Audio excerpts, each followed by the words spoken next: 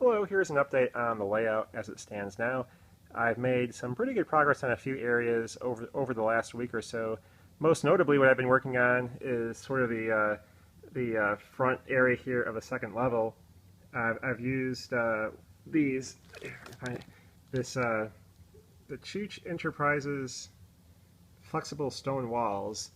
Um, Basically, it's a rubbery type material that's carved to look like stone, and it has a peel and stick backing to it. And I used part of that to put in a retaining wall on the lower half of this cliff face here. And then for the top part, I used Woodland Scenic's Ready Rocks, the outcropping version. And you get, I'm not sure exactly how many came with there. There's quite a few. I didn't actually use all of them on the layout thus far, but they're nice. They're actually precast and they're pre-stained and everything. The only problem though is that if you're actually using them in a layout setting like this, you end up having to repaint them anyway to have everything blend together with your scenery. Since I used adhesive to attach all of them along here, and then I had to fill in between all of the castings with some spackle that I had, and then I had to come through and paint everything to blend it together, and then re-stain everything. But I didn't have molds for rocks of that type that I needed, and the mold was like $10 anyway, and this just saved me the time of having to actually pour and cast the rock castings and so forth. But I did use a casting here along the front of the cliff face. I put a couple there above the tunnel portals, which I've also gone ahead and put some paint on. And then I used some more back here on what's going to be the road leading up to the second level. And then I just carved the foam roughly into sort of a rocky looking texture above the tunnel portal there.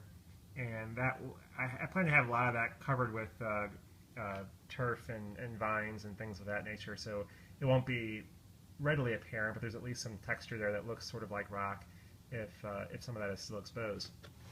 I've also gone ahead and added in the bridge abutments for all the locations where I'll have bridges. There's the ones on both sides here where the bridge on the second level will go across.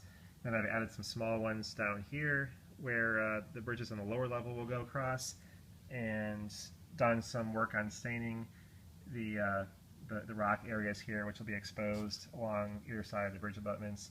And this actually, there's no rock castings in here at all. This is just basically the way the foam was carved out, and then there was some spackle that was kind of worked in there too. And I just went ahead and stained it, and it looked pretty decent. So I think I'll probably just leave it. There's going to be some vegetation in there as well, kind of mixed in, and some foam, ground foam, and maybe some static wraps and so forth, all along the edges in there to kind of blend things in better. But overall, it came out pretty decent. I also carved out a little section here in the corner and added another section of the retaining wall. And this I plan to have a structure in this area here. There's going to be a road that comes all the way through here and winds up to the second level, and eventually this hole will be filled in. I did actually go ahead and cut an opening for an access on the backhand side of the layout. And so this will be the primary access area to retrieve anything that derails or stalls, or for cleaning the track and so forth. And this, once I have the track in place and everything wired, I'll go ahead and fill in this gap in here. I do have the piece of foam that I cut out, and I'll add some additional supports and glue all that back in place. And so I'll go ahead and show you how these Chooch Enterprises flexible stone walls work, and how they are to work with here. Here's a sheet that I pulled out of the package. It has sort of like an interlocking pattern on both sides, so if you actually get multiple sheets, you can connect them end to end and make sort of one long continuous wall. Okay, so I've cut one side straight here, and I'll have that up against the bridge abutment, and then I'm basically just going to fold this other side here to get the location of where I want to cut it so it fits up against the tunnel portal.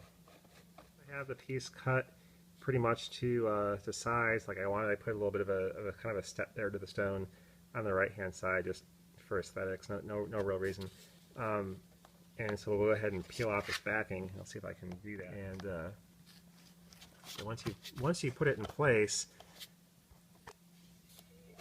it's pretty much there. So you have to, you can peel it off and reposition it, but you're going to end up, it's one of those deals where you're going to sort of end up leaving half the adhesive on whatever you put it on, and half will probably peel off, and it makes kind of a mess. So it's better to sort of get it on the first try and then press it firmly in place. I have the retaining walls in place on both sides, and now I'll basically have to work on doing some weathering of both the abutments and the stone walls, and finishing up the bridge in this section, and then I'll have that scene more or less done, besides obviously the track and balancing.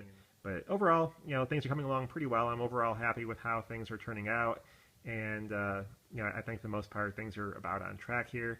And I'll have another update probably not about a week or so once I've made some progress on likely the road section through here, and we'll see how that has turned out. Anyway, that's all for now, and thanks for watching.